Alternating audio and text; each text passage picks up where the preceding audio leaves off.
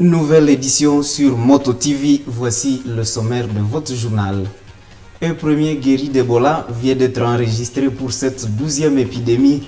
C'est ce que rapporte le ministre de la Santé. Dans cette édition, nous allons vous faire vivre le climat de Masoya, ce village de Bassoa où est réapparue l'épidémie.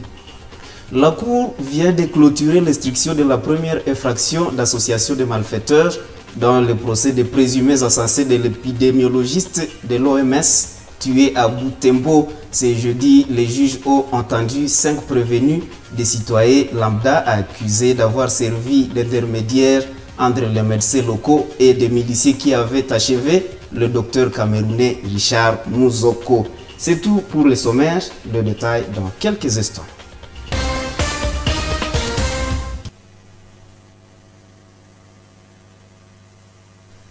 Bonne nouvelle, un premier cas de guérison de la maladie d'Ebola vient d'être signalé à Butembo. C'est ce qu'a révélé ce jeudi 25 février le ministre provincial de la Santé au cours d'un échange avec les responsables des associations féminines à l'hôtel de ville.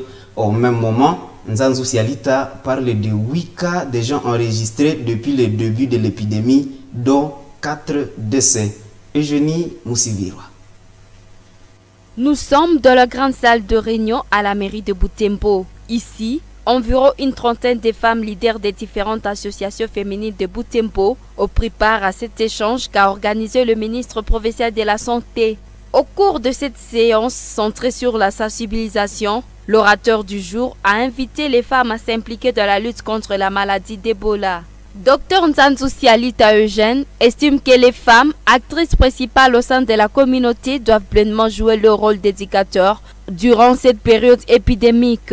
C'est pour dire aux leaders femmes que le danger est là, que les femmes, parce que nous savons qu'elles ont la force, elles drainent beaucoup de monde derrière elles. Elles peuvent nous faciliter la tâche en communiquant. Éduquer une femme, c'est éduquer une nation. C'est pourquoi nous voulons apporter la vraie information auprès de la femme. Parce que si nous éduquons la femme, si elle a la bonne information, elle va sensibiliser ses enfants, elle va sensibiliser son mari. C'est pourquoi nous avons tenu à nous entretenir avec les femmes, parce que nous savons qu'elles représentent un maillon important dans notre chaîne de communication. Le ministre provincial de la Santé invite la population à respecter les gestes barrières pour couper la chaîne de contamination de la maladie à virus Ebola. C'est depuis le 6 février dernier que la maladie d'Ebola a ressurgi en ville de Butembo. Et depuis le 6 février dernier, le Nord Kivu fait face à une nouvelle épidémie d'Ebola. Elle a déjà fait 4 décès sur 8 cas enregistrés. La première victime, une patiente de 42 ans, a présenté des premiers symptômes à son arrivée dans un centre de santé à Masoya, un village situé à une quarantaine de kilomètres au nord-ouest de Butembo via Butuhe. Aujourd'hui, ce village est l'épicentre de la nouvelle épidémie car au-delà de la première patiente, d'autres y ont été enregistrés. Comment la maladie est-elle réapparue à Masoya? Comment les habitants de Masoya, essentiellement les familles des patients, ont accueilli cette nouvelle? Et comment s'organise sur place la riposte contre Ebola? Moto TV y a dépêché ces journalistes Mwana Mpenzi Manzekel et Eli Mbouleeti. Pendant une semaine, ils vous feront vivre en images le climat à Masoya après la déclaration de l'épidémie d'Ebola. Ce vendredi, on vous propose ce reportage consacré à la réapparition de la maladie. Grâce à Coco pour le reportage.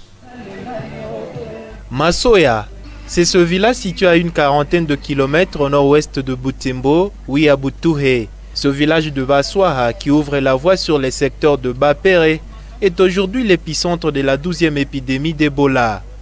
Tout part d'ici au centre de santé de Masoya. Fin janvier, une patiente de 42 ans y est reçue pour des soins. Mais très vite, Dr Sangala et ses collègues constatent des complications qui leur poussent à effectuer des prélèvements et expédier des échantillons à l'Institut national de recherche biomédicale pour un diagnostic. et le résultat est sorti positif. Si waganga tunakamataka maishandio kuwaga suspect mwenye anasosi iko na masinye fulani fulani fulani fulani, tunatuma ishandio ku INRB. INRB ndio natuambia si ule mtu anagonjwa, ule mtu asigonjwa. Tulituma ile ishandio ya ule mama kwa juu ya nini? Mama alitufikia le 1er février. Iko na fièvre, iko na kichwa na luma, iko na moto. Le 2 février anaanja diarrhée.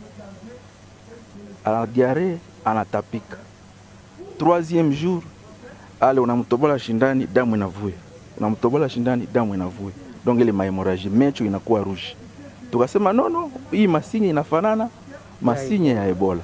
Et puis tunayua gisi alikuwa naishi en couple na mtu mwenye aliponaka Ebola. 10e épidémie. Ile ikatutike tukasema no, ça peut être encore un cas de Ebola. Ndio maana tukatosha échantillon tukatuma ku INRB. INRB ikatukonfirme que réellement anagonjwa. Pendant que les résultats sortaient positifs, la patiente venait de décéder après son transfèrement dans un hôpital à Butembo. Entre-temps, à Masoya, la structure a continué à accueillir d'autres malades. Une autre femme qui a partagé la même chambre d'hôpital avec la première victime d'Ebola sera aussi déclarée positive à la maladie. Moïse est le fils de la 12e patiente. Elle est aussi décédée. Aujourd'hui, ses deux proches, notamment son père et sa sœur aînée, ont contracté la maladie. Sa sœur est prise en charge à Katwa, pendant que son père est admis aux soins dans un centre de traitement d'Ebola en plein aménagement à Masoya.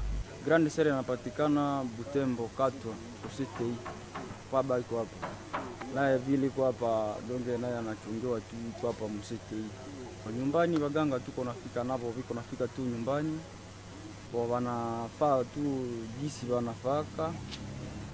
Donc kwenye mgonjwa alikuwa kana vyote vyenye alikuwa kanalalia vyote wanalunguza, wanaimekte kote kwenye kiwanja yote nayo tu wanaimekte. Bon, iko nafaa tu kazi. Face à la résurgence de la maladie, les habitants ont crié à un Ebola business, ce qui est loin d'être le cas ici au centre de santé Masoya. Le personnel soignant s'est organisé pour riposter sans attendre d'aide venant d'ailleurs, ce qui renforce progressivement la confiance. Baliwaza que nous tuna créé parce que wanasemaka Ebola c'est du business. Wakati ya 10e épidémie uliona watu wanakuwa na magari mingi, donc au passé que tunataka faire commerce ya Ebola, alors que ce n'était pas ça. On a comprendre. Mais alors, avec le temps, les gens ont compris. Les gens ont quand même compris parce qu'avec la riposte que nous sommes en train de mener leo hii, hawakuona magari, ni shie wanganga ya leta njutu kunaifaa. Ce n'est pas pour un but ya commerce hapana. Moi qu'est-ce que unaona hapa? Niko na utiliser même mon argent kuita mtu ku fo yangu mie peke. Hakuna fo yenye tu recevoir kusema kitu pour lutter contre Ebola. C'est notre système de santé du niko na bifanya tu. Pour l'instant, un centre de traitement d'Ebola est en train d'être aménagé à Masoya pour la prise en charge d'éventuels cas. Les Mwami Maense Mungulumba 3, chef du groupement, Domasoya et le chef-lieu, appellent les habitants à soutenir les équipes des soignants et à respecter les mesures barrières. Avec nos sensibilisations et puis les leaders locaux, et puis on a évité les médecins, les experts à santé et les gens qui font la sensibilisation. Et puis les gens comprennent que quand même la maladie est ici. Mais nous sommes en train toujours de sensibiliser pour couper une chaîne de transmission pour ces maladies. Même la maladie existe dans l'entité. Masoya demeure l'épicentre de cette maladie qui vient de faire 4 décès pour les 8 cas jusque-là enregistrés. Autre nouvelle en présent, début c'est jeudi 25 février du concours d'admission des nouveaux étudiants ayant obtenu moins de 60% aux examens d'État. Ils étaient près de 200 étudiants inscrits dans les 5 facultés organisées à l'Université de l'Assomption au concours UAC. Pour cette première journée, ils ont passé l'examen des Français. Francine Moussoa. C'est ici dans la grande salle ouest de l'Institut Kambali où s'est passé cet examen consacré pour ce premier jour aux Français. Les participants disent avoir bien répondu aux 10 questions, dont une des dissertations. L'étudiant Mirembe raconte qu'il se prépare pour l'examen suivant consacrée à l'anglais. On a apporté un texte de français et on nous a posé des questions. C'était quand même passable pour se retrouver. Parce que une fois que vous avez bien lu, c'est facile de répondre aux questions, ça n'est pas tellement difficile. Une première journée réussie a reconnu les présidents du jury au sein de cette université. S'agissant du sort de ces étudiants qui continuent à s'inscrire, le révérend Père Kalengeria indique qu'une session spéciale sera organisée pour eux. Il y a 295 étudiants et 5 facultés ou départements approfondis, c'est-à-dire le département des sciences de développement, le département des sciences de l'information et de la communication, le département de psychologie et sciences de l'éducation, faculté des sciences appliquées et le département de formation et de gestion. Et les inscriptions continuent, c'est vrai, et cela fera que ceux qui arrivent après seront aussi interrogés au temps important. Ce concours d'admission ira jusqu'au vendredi. La rentrée scolaire fait du bien aux tenanciers des munis restaurants dont la clientèle est constituée des élèves et écoliers. Ils expriment leur satisfaction et souhaitent que le cours ne soit plus interrompu. C'est un reportage de Francine Moussoa.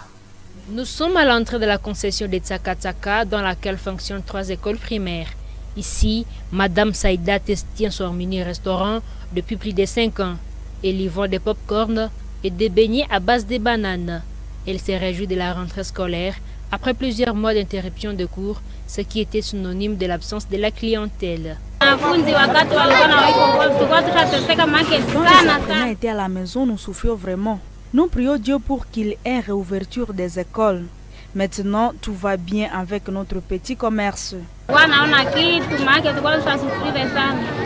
De l'autre côté, ici sur la rue Père Jérôme, Madame Vivouya, qui vend des frites aux élèves des écoles de la vallée de Kavaendi, raconte qu'en ces jours, son ménage ne souffre plus comme par le passé.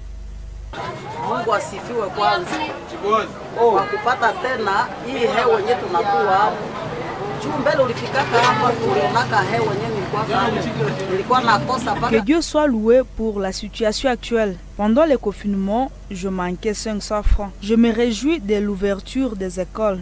Notre prière est que ces maladies soient éradiquées afin que le cours ne soit plus suspendu. Durant ces 2 jours, les enfants mangent bien.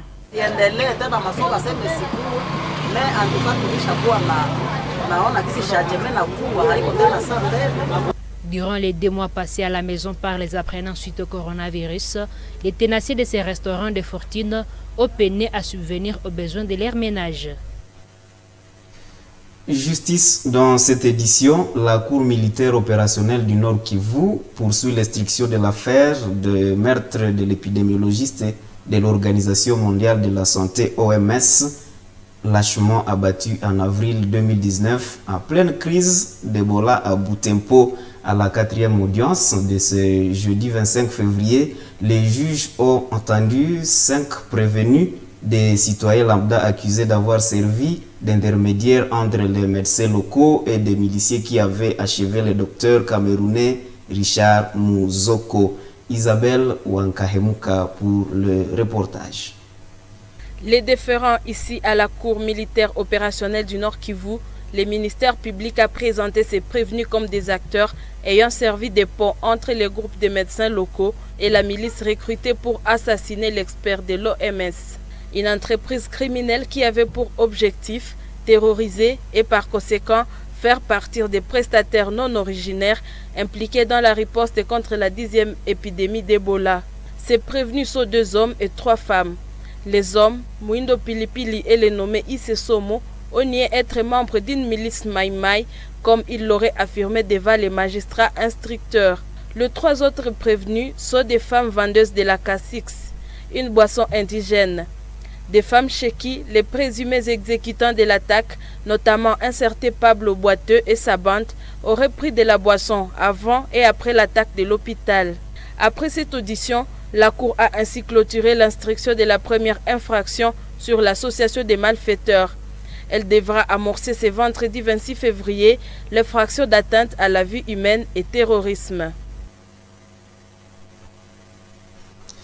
Et de nouvelles tueries des civils ont été enregistrées ces 2 dernières semaines en territoire de Beni. Le dernier cas en date est celui de Kisima le mardi 23 février jusqu'à mercredi soir. Au moins 17 corps de civils ont été ramassés à Kisima et à Mantebe, 2 villages situés dans la localité Kilia en secteur de Rwentori.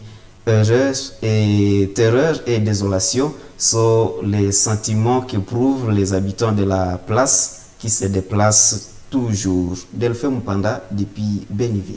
Les assaillants qui étaient venus de Manzebe à Lungupa ont signé leur incursion aux environs de 19h. Ils ont tué silencieusement les victimes par armes blanches, sans que personne ne se rende compte, affirme Roger Massimengo, rapporteur de la société civile de Kisima. Ce n'est qu'à leur retour qu'ils auraient tiré des balles, ce qui a alerté les militaires congolais venus à l'intervention. Ils ont brûlé 5 maisons d'habitation des civils, dont l'une a été incendiée avec le propriétaire à l'intérieur. Le mercredi matin, 12 corps de civils ont été ramassés. D'après la même source, 4 moteurs de marque Djangfa, 2 motos et plusieurs autres biens ont également été incendiés. Tard dans la soirée, 5 autres corps de civils ont été découverts à Manzebe aux environs de Kisima, ce qui a alourdi le bilan à 17 civils tués dans la même attaque, précise Roger Massimenko. Des personnes portées disparues sont signalées dans ces villages et ce sont ces otages qui ont transporté les biens pillés par ces assaillants, confirme une fille de 13 ans qui a réussi à se sauver des mains de ces assaillants. Les 5 corps dernièrement retrouvés